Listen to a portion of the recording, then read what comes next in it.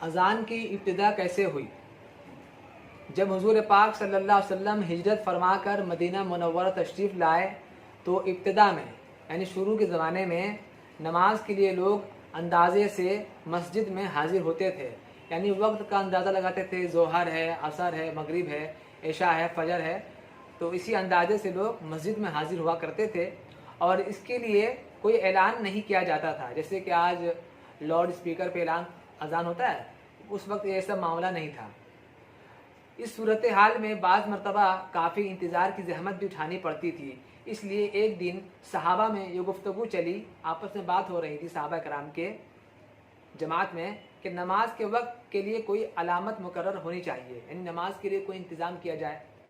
तो बाज़ लोगों ने मशवरा दिया कि ईसाइयों की तरह नाक़ूस बजाया जाए, छोटी लकड़ी को बड़ी लकड़ी पर मार कर आवाज़ निकालना, इसको नाक़ूस कहते हैं।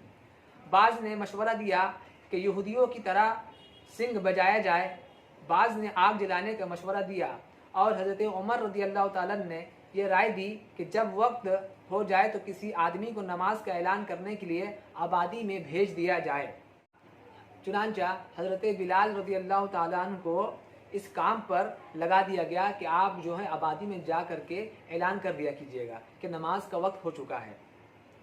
इसी दौरान एक सहाबी हज़रत अब्दुल्ला इब्न ज़ैद रज़ियल्लाहु ताला ने यह ख्वाब देखा कि आसमान से एक शख्स दोहरे कपड़े पहनकर उतरा है और उसने एक दीवार के किनारे पर खड़े होकर अज़ान के वो कलमात कहे हैं जो इस वक्त मुरव्विज है, यानी आज जो अज़ान होती है वही कलमात उस वक्त उस आदमी ने कहा। जब यह ख्वाब नबी पाक सल्लल्लाहु अलैहि वसल्लम को सुनाया गया तो आप सल्लल्लाहु अलैहि वसल्लम ने फरमाया यह ख्वाब बरहक है, लिहाजा तुम इन कलमात को हज़रत बिलाल रज़ियल्लाहु ताला अन्हु को सिखाओ, इनकी आवाज़ बुलंद भी है यानी तेज़ है और खूबसूरत भी है। जब हज़रत बिलाल ने अज़ान देनी शुरू की तो इस आवाज़ को सुनकर हज़रत उमर भी तशरीफ़ लाए और कसम खाकर फरमाया मैंने भी यही ख्वाब देखा है। आपने इस पर शुक्रिया का इजहार फरमाया और फिर अज़ान देने का तरीका उम्मत में राइज हो गया, यानी कि इसी तरह जो है अज़ान देने का तरीका उम्मत में राइज हो गया। वाज़ा रहे कि अज़ान